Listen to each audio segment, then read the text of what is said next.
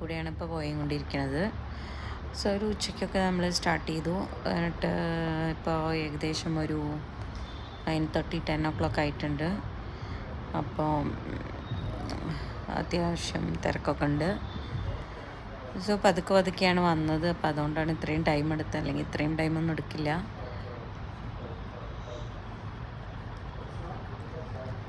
അപ്പോൾ ഇതാണ് hi tech city. Hi tech സിറ്റിയിൽ ഭയങ്കര വലിയ ബിൽഡിങ്ങും കാര്യങ്ങളൊക്കെ ആയിട്ട് നല്ല ഇറ്റ്സ് വെരി നൈസ് ആക്ച്വലി.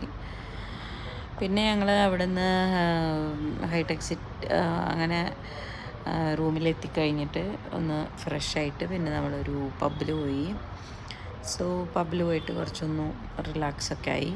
എന്നിട്ട് തിരിച്ചു പോന്നു. അപ്പോൾ അവിടുത്തെ പബ്ബൊക്കെ എങ്ങനെ ഉണ്ട് എന്നറിയാൻ വേണ്ടിയിട്ടാണ് ഈ പോകുന്നത്. ഓരോ സ്ഥലത്ത് പോകുമ്പോഴും നിങ്ങൾക്ക് അറിയുണ്ടാവും, എൻ്റെ വീഡിയോസൊക്കെ കണ്ടാൽ നിങ്ങൾക്ക് അറിയുണ്ടാവും ഞാൻ പബ്ബിൽ പോയിട്ട് അവിടുത്തെ ഇതും വൈബും ഒക്കെ എങ്ങനെ ഉണ്ട് എന്നറിയാം നമുക്ക്. അപ്പോൾ പക്ഷേ എനിക്ക് ബാംഗ്ലൂരിലത്തെ പബ്സ് തന്നെയാണ് കൂടുതൽ ഇഷ്ടം. കാരണം ബാംഗ്ലൂരിൽ അങ്ങനെ ഒരു എന്താ പറയുക, ഡാൻസ് ഫ്ലോറൊക്കെ നല്ല ഡാൻസ് ഫ്ലോറാവും.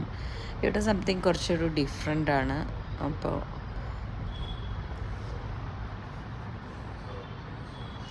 അധികം എനിക്ക് ബാംഗ്ലൂരിലത്തെ പബ്സ് തന്നെയാണ് കേട്ടോ ഇഷ്ടം.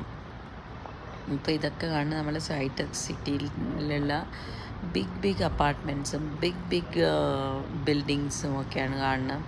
അപ്പോൾ ഹൈടെക് സിറ്റിയിൽ നല്ല രസമാണ് ഹൈദരാബാദ് കാണാൻ. പക്ഷേ ഹൈദരാബാദിൻ്റെ വേറൊരു എന്താ പറയുക മുഖം കൂടി ഉണ്ട് എന്ന് പറയണ പോലെ ഹൈദരാബാദിൽ ഏറ്റവും ലോ ആയിട്ടുള്ള ആൾക്കാർ താമസിക്കുന്ന ഏരിയാസും ഉണ്ട്.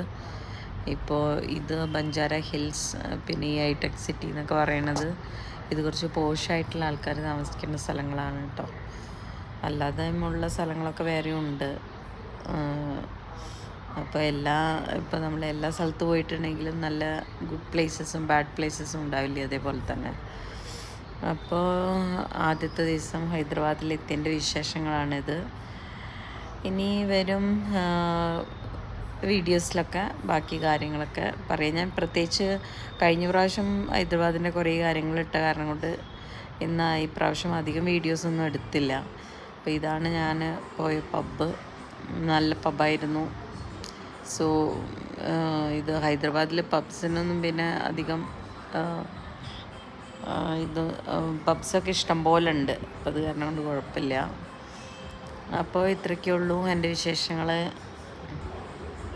ബൈ.